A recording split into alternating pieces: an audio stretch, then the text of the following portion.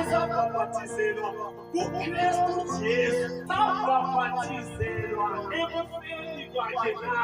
Ufuna libambe lapha ukuthi ubhabhathizo, it is always into Christ and his death. Ubhabhathizo wonke ukhomba ukufa nokuvuka kukaJesu. Asibhabhathizelwa emabandleni, sibhabhathizelwa kuKristu Jesu. Ingakho abanye abantu sobethi hayi kuyayinkonzo ongena kuyo zwana chipithethi. Lapha sibhabhathizelwa kuKristu Jesu. Ithi manje samvelwa ngokubhabhathizelwa ekufeni kokufa, njengoba uKristu wavuswa kwabafileyo ngobukhosi bukaYesu, ngokunjalo nathi sihambe ekuphileni okusha. IBhayibheli lithi thina sabhabhathizelwa kuKristu Jesu, sabhabhathizelwa ekufeni kwakhe. Ngamanye amazwi ubhabhathizo, we identify ourselves by faith with the death, burial, and resurrection of Jesus. Nasibhabhathizwa sizibala kanye nokufa nokuvuka kukaJesu. Ngamanye amazwi siyafuna ukuthi Jesu esifa sasikhona. Mana ngikutshela into eyenzakala esiphambanweni. Uyabona uNkulunkulu edala uJesu, emletha lapha emhlabeni uJesu eyiNkulunkulu. IBhayibheli lithi lona John 1:14, the word was made flesh. Originally, the word was not flesh. Ulizwi wenziwa waba yinyama. Imvelo yakhe ulizwi originally wayengasonyama, wayenguNkulunkulu. Ukuze azohlenga inyama, ukuze azohlenga uluntu, uNkulunkulu wenza ulizwi waba yinyama. Nanto okwenzakalayo kulento okuthiwa yi-bios life ngesiHebrew. I-bios life yimpilo yoluntu ewonakeleyo, condemned life. uNkulunkulu wathatha i-condemned life yethu okuthiwa yi-bios life, impilo yoluntu, wahlanganisa lokubizwa kuthiwa yi-zoe life, wakuhlanganisa ndawonye. Yikho nxa usufunda uverse 5 kaRomans uthi thina esahlanganiswa laye ekufeni. Into leyana kuthiwa abafunda esikole abafundayo balento okubizwa kuthiwa yi-grafting. So bathatha impilo kaNkulunkulu ongafiyo yahlanganiswa nempilo yoluntu olufayo, baba yinto eyodwa. Lokho kakusisindisanga, kodwa kwaqualify uJesu ukuthi asirepresente. Ukuthi uJesu athatha isimo soluntu kakuzange kwasisindisa, kodwa kwaqualify uJesu ukuthi asimele abe yithi, abizwe ngokuthi yindodana yomuntu. 100% God, 100% human, fully God and fully human. uJesu nxa esebuya lapha emhlabeni kasabuyi endaweni yethu, ubuya eyithi. SesiloJesu oyithi. So bathandekayo, uJesu nxa esesifa esiphambanweni kunokuthi sihambe sonke lapha, ungabantu bonke beboyedwa. Uselenge esiphambanweni lapha. Automatically sokuthi yena ukuthi esiphambanweni impilo kaNkulunkulu kayifanga ngoba kayifi. Kwafi impilo yoluntu. Ululalele kahle lapho uzube kwazi meaning ye-baptism. Ukuze ungangeni uphile emanzini, ungene kuphela abafileyo. Abanye abantu badlalela emanzini njalo nje ngomnyaka ziyabe siye emanzini ngoba sidabula ukuthi indaba yokuphila. Kathi ufaka ngakho iBhayibheli lithi uNkulunkulu esesiphambanweni naye.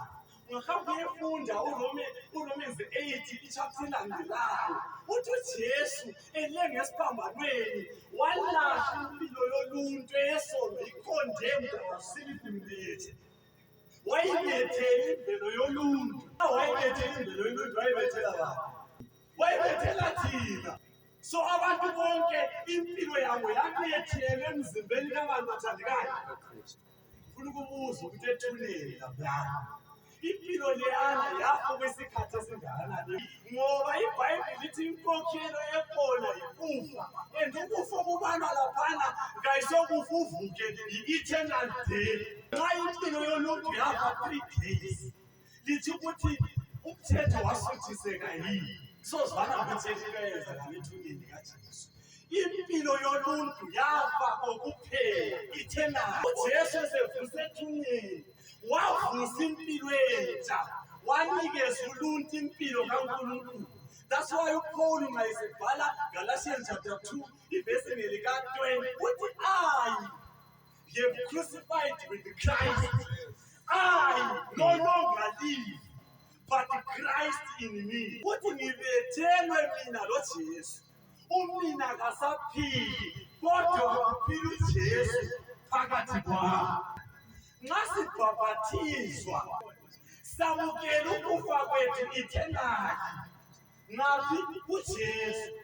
Zwana, that's why ukubhaphathizwa ufafaza ikhanda kungasebenzi ngoba kakuveza indaba yokufa. That's why ukuqinisa ka-10:7:21 kathathu kakukho right. Kakuveza indaba yokufa kukaJesu okwenzakala kwabakanye. So iBhayibheli lithi lolo ngoba sihlanganiswe kanjani ngokufa okufana nokwakhe sizahlanganiswa kanye naye futhi ngokuvuka okufana nokwakhe. Okwenza abantu abaningi impilo yabo ibuso yisono ukuthi abantu abavumi ukufa. Kuba kuthiwa bengile mali ngathenga ibhokisi elizarepresenta lina likhona benza lifaka phambili ngithi kuyalizobona lizovalela leso sithandwa senu la. Ma ufika benza faka isibuko la. Nxa ufika ubona umuntu ofayo uzabona bani? Ubuzazibona wena esibhokisini ngoba wena kawuphili. Okwenza abantu abaningi babe belokho ithethe uzefuna ukuthi ayizibhakele ethethe. Abanye bayalwa abathethe azavana yikuthi abafana vele bayaphila.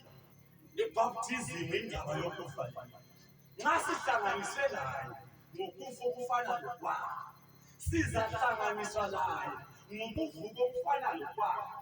Ukufa akufayo wakufaka abazalwane kanye ngenxa yesono. So uhlupho lwesono lwaqedwa kanye.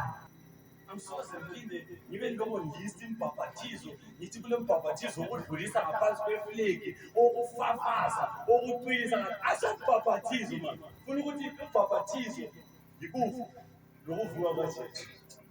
Lokhana ngikhulumi ngakho lokho. Ngifuna ukukhuluma ngokubhabhathizo lokuyini esibhabhathizo lokufika. Ukuthi uKristu wafa kanye mayelana nesono. Ngokunjalo nathi kaloku ukuthi lifile mayelana nesono kodwa liphile kuNkulunkulu uKristu. Ithi ngokunjalo nathi okanye iBhayibheli ibhala ngoJesu esibhabhayo ukufa wakufa kanye mayelana nesono. Abese ekhuluma ngamakholwa abamukela ukufa kukaJesu. Uthi mina ngayiphila. Reckon yourself dead to see. Zivaleni njengabafile esonweni. So nxa kulento eyenzakala empilweni yobuKristu, umKristu ngumuntu owafayo kwadala umuthi. Ngaphandle kokuthi wena ufe igama yakho ayilife. So umKristu impilo yakhe yonke impilo yokufa daily. Usarenda ukuthi uJesu aphile. So daily thina impilo yethu ngeyokusarenda esiphambano. Lapho sayungiseka impilo yethu uluntu lwethu umuntu wethu omdala wafela emzimbeni kaJesu ngokukhona. Kodwa in reality sisasemzimbeni ofayo. Impilo yethu endala yafela ngapha kuJesu esiphambanweni. Yikho phela iBhayibheli lithi olungileyo uzaphila ngokukhona. Ukhona ukuthi yena indaba yakhe yalungiswa ngokufa emzimbeni kaJesu. Langaye esesemzimbeni wesono. This will realize at the second coming. Lokhu siza ku-experience uJesu esiza. uJesu uzathinta imizimba le ngegunya lokuthi vele wakwenza esiphambanweni. Thina besiphila ngokukholwa kulokho akwenzayo. Thina njengamaKristu lalela kasiphili ngefili ukuthi sizwa ngathi siyaphila. Thina we live by faith. That's how Paul 2 Corinthians chapter 5 verse 7. For we walk by faith, not by sight. We are not walking by a feeling. Then in chapter 6 verse 14 verses uPaul abekhuluma ivesi eyimbala. Athi isono nasayikuba ngumbusi wethu ngoba kalisekho ngaphansi komlando selingaphansi komusa. Sin shall not have dominion over you, for you are no longer under the law, but under grace. Ngasikholwa uJesu, the moment we believe, the moment we identify ourselves lokufa lokuvuka kwaJesu, we are saved from the guilt and punishment of sin. Siyakhululwa kakusekho ukulahlwa kwaba kuKristu Jesu. Ikhona stage number 1. Stage number 2. As we learn to walk in spirit, nxa siqhubeka siphila ngokukholwa, siyasindiswa from the power and slavery to sin. Zwana, uJesu mayesebuya ngokwesibili, we will be saved from the nature and the presence of sin. Sizakhululwa sisuswe emzimbeni wesono. So indaba kayiqali sikususwe emzimbeni wesono. Ngiyakwazi abantu abaningi balinje uJesu obuyayo. Right. Kodwa indaba kayiqali uJesu esebuya. Iqala uJesu esife esiphambanweni. Simamukela njengenkosi lomsindisi. Bese sibonisa lokho ngokungena emanzini. Mana ngike ngiqondise lapha. Ukungena emanzini, method yokungena emanzini ukuqinisa kawayi. Ngakusindisa umuntu, kodwa kukhonga kulokho okusindisayo. Ubhapatizo as an age does not save us, but the truth about baptism saves us. Kulabantu abaningi bathi akulandaba noma ngaqinisa kangaka noma ubhapatizwe kanjani. UNkulunkulu ngimazi. Bhala ubhapatizo vela usindisa. Ukhomba kulokho okusindisayo. So ukubaluleka kokuqinisa ayisiki ukuthi sisindisele ngokuqinisa kawayi.